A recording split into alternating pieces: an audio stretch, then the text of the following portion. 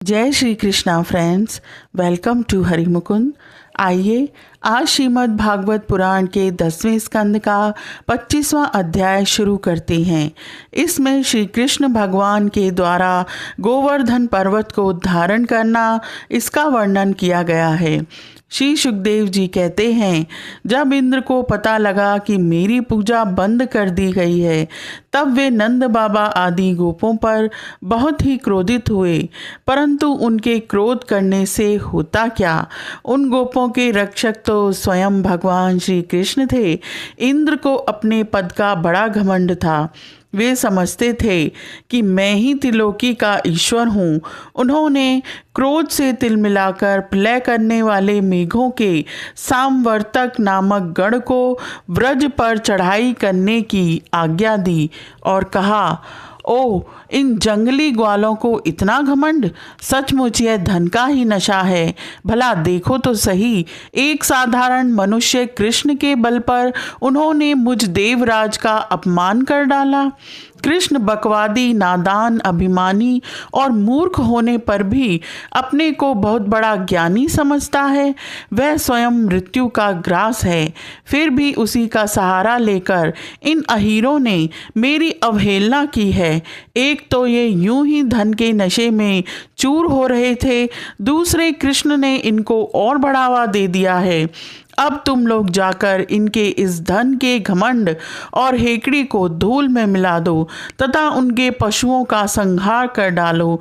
मैं भी तुम्हारे पीछे पीछे ऐरावत हाथी पर चढ़कर नंद के व्रज का नाश करने के लिए महापराक्रमी मरुदगणों के साथ आता हूँ।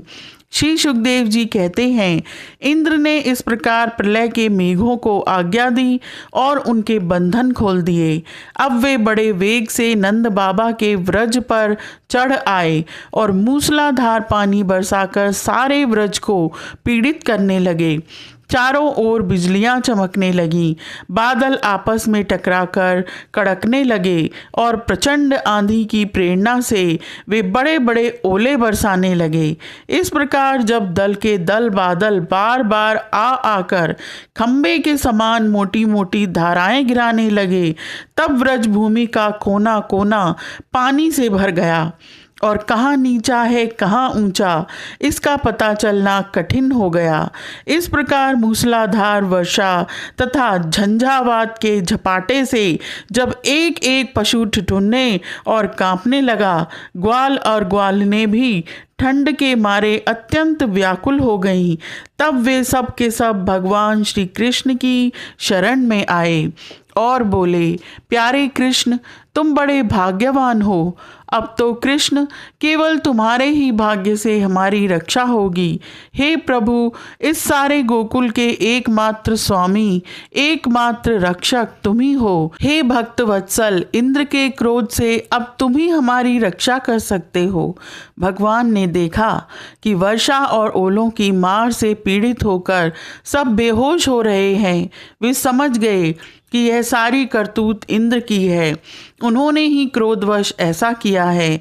वे मन ही मन कहने लगे, हमने इंद्र का यज्ञ भंग कर दिया है।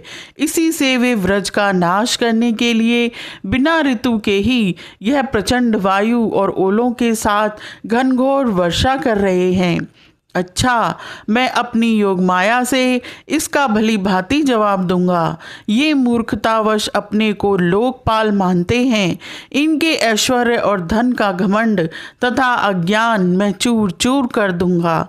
देवता लोग तो सत्व प्रधान होते हैं, इनमें अपने ऐश्वर्य और पद का अभिमान न होना चाहिए। अतः यह उचित ही है कि इन सत्व गुण से अछूत दुष्ट देवताओं का मैं मान भंग कर दूं।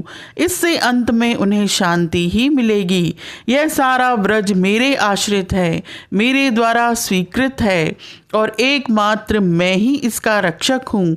अतः मैं अपनी योग माया से इसकी रक्षा करूँगा।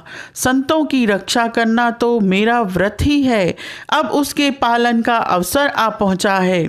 इस प्रकार कहकर भगवान श्री कृष्ण ने खेल खेल में एक ही हाथ से गिरिराज गोवर्धन को उखाड़ लिया और जैसे छोटे छोटे बालक बरसाती छत्ते के पुष्प को उखाड़कर हाथ में रख लेते हैं, वैसे ही उस पर्वत को उन्होंने धारण कर लिया। इसके बाद भगवान ने गोपों से कहा, माताजी, पिताजी और व्रजवासियों, तुम लोग अपनी गौओं और सब सामग्रियों के साथ इस पर्वत के गड्ढे में आकर आराम से बैठ जाओ।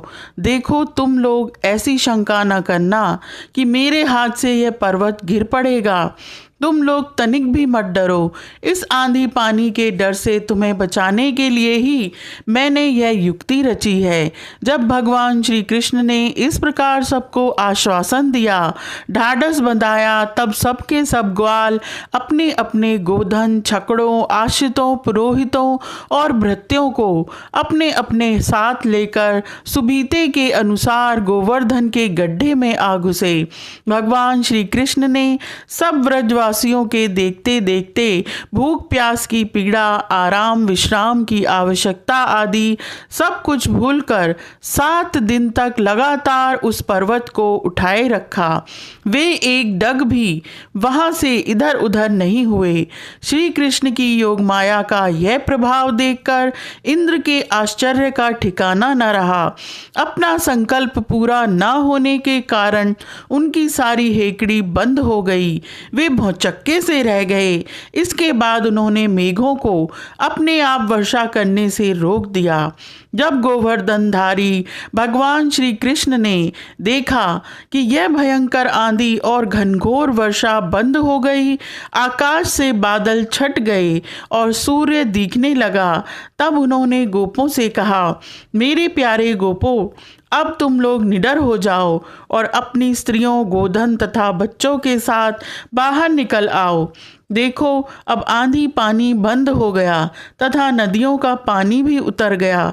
भगवान की ऐसी आज्ञा पाकर अपने अपने गोधन, स्त्रियों, बच्चों और बूढ़ों को साथ ले तथा अपनी सामग्री छकड़ों पर लाद कर धीरे धीरे सब लोग बाहर निकल आए। सर्वशक्तिमान भगवान श्री कृष्ण ने भी सब प्राणियों के देखते देखते खेल खेल में ही गिरिराज को पूर्ववत उसके स्थान पर रख दिया। व्रजवासियों का हृदय प्रेम के आवेग से भर रहा था। पर्वत को रखते ही वे भगवान श्री कृष्ण के पास दौड़ आए। सबने उनका सत्कार किया।